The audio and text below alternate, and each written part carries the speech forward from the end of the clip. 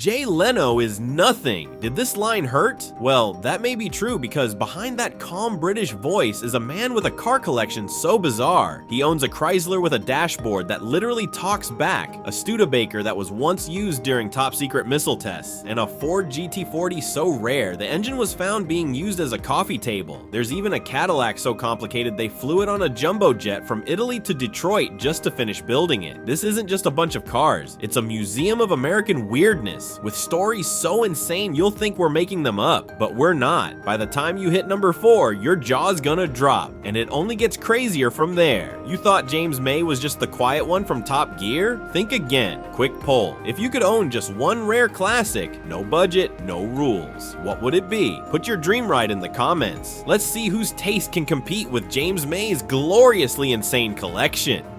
Number 15, 1971 Buick Riviera Boat Tail. Let's kick it off with a car that's basically a yacht wearing a muscle car costume.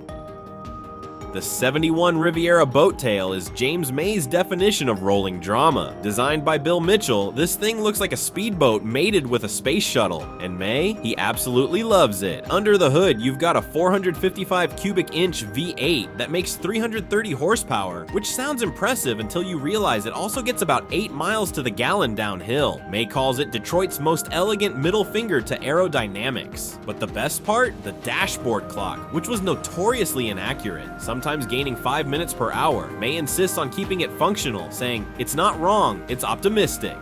Number 14, 1975 AMC Pacer X. Yep, the car everyone made fun of in the 80s, and that Wayne Campbell turned into a legend, is sitting in May's garage. The Pacer X was billed as the first wide small car, which is marketing speak for "we didn't really think this through." May describes it as a social experiment gone wrong with excellent visibility. He claims it's like driving a greenhouse down the road. His model, a factory red X trim with the rare Levi's denim interior. That's right, denim, on your seats. May loves it, calls it America's tribute to pants. The 3.8-liter inline-6 is gutless. The build quality is suspect, and the styling is unique. But May says it makes him smile, and isn't that the point? Number 13, 1980 Chevrolet Citation X11.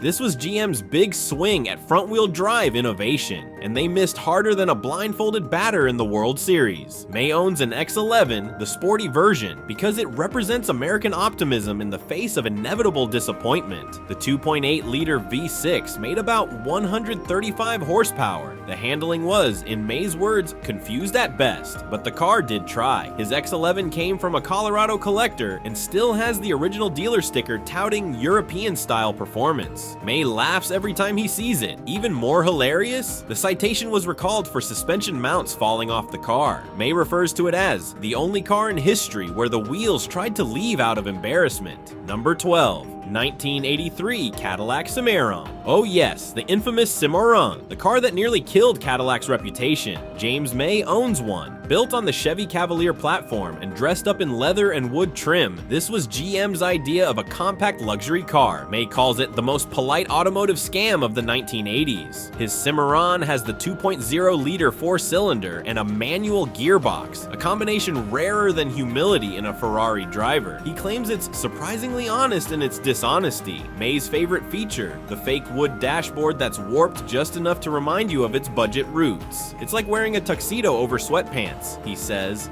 Number 11, 1976 Lincoln Continental Mark IV. Cartier Edition May calls this car the automotive equivalent of shag carpet. At 19 feet long and dripping in opera windows, gold trim, and velour upholstery, the Mark IV Cartier Edition was peak 70s luxury. Under the hood, a 460 cubic inch V8 that makes 202 horsepower. That's not a typo. May jokes that it has the power-to-weight ratio of a sleepy tortoise. He bought this one from an estate sale in Palm Springs, complete with monogram floor mats and a factory-installed 8-track player. It's even got a Cartier dashboard clock that hasn't worked since Reagan was in office. May refuses to fix it.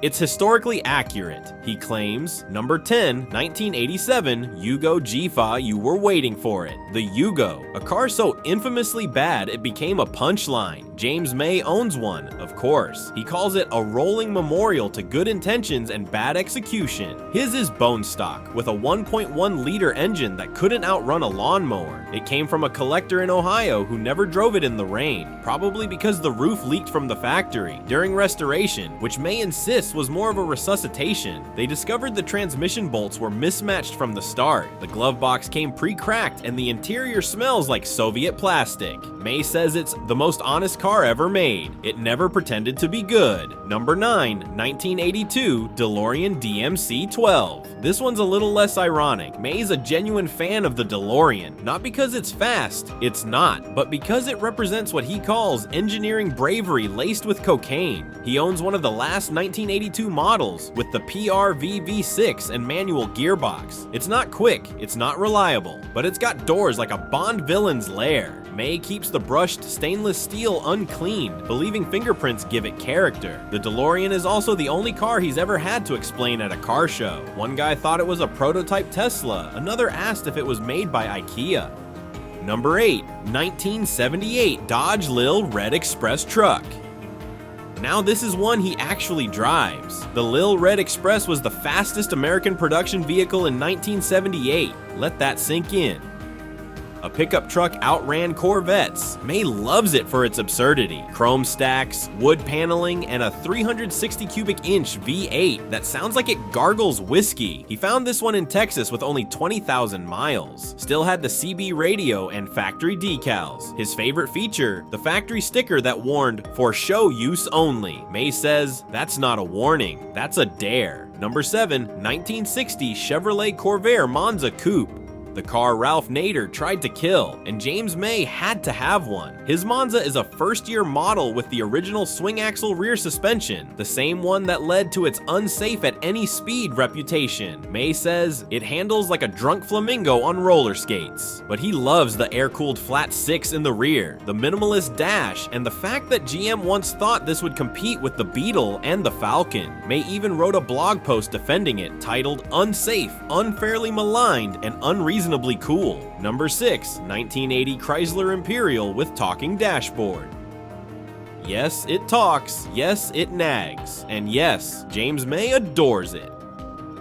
The 1980 Chrysler Imperial was peak techno ambition from Mopar, complete with a synthesized voice that told you when your door was ajar, your fuel was low, or your life choices were questionable. May calls it the grandmother of Siri, and not in a good way. The electronics were wildly unreliable, but his still works. Sort of. He had to rewire the whole dash using old schematics scanned from a 1980 dealership training binder. He even has a clip of the car scolding him for low washer fluid, which he plays anytime someone compliments the car's luxury. Number 5, 1990 Cadillac Alente, designed in Italy by Pininfarina, built in Detroit, delivered by plane, literally. Cadillac flew the Alente bodies from Turin to Michigan in a specially designed 747 nicknamed the Alente Air Bridge. May calls this the most overcomplicated way to build a car that nobody asked for. His Alente is cherry red with the 4.5-liter V8, not the North Star engine that came later and caused more explosions than joy. Inside, it's got digital dash madness and more buttons than the control panel of a 1980s space shuttle. May insists it's the most ambitious failure GM ever built, and he drives it on sunny days just to confuse millennials. Number 4, 1977 Pontiac CanAm. This was Pontiac's muscle car swan song, powered by a 6.6-liter V8 straight out of the Trans Am and wearing more stripes than a NASCAR track. May calls it the disco mullet of American cars. It's loud, brash, and unapologetically weird. His came from a retired drag racer in Florida, complete with shag carpet floor mats and a tacky sun visor decal that reads "The Judge's Cousin." May says it's impossible to park, drinks fuel like it's on death row, and makes him smile every single time he hits the throttle. Number 3, 1981. Chevy El Camino Royal Night half car, half truck, full confusion. The Royal Knight Edition was GM's attempt to make the El Camino look like a medieval war chariot, with dragon decals, rally stripes, and a 305 V8 that couldn't outrun a postal van. It was style over speed, but May loves it. He refers to it as the mullet of motoring. Business in the front, party in the back. He bought it at a Nebraska estate auction, complete with CB radio, toolbox in the bed, and a photo album documenting every dent and scratch. It's the only car he owns that came with a raccoon skin steering wheel cover.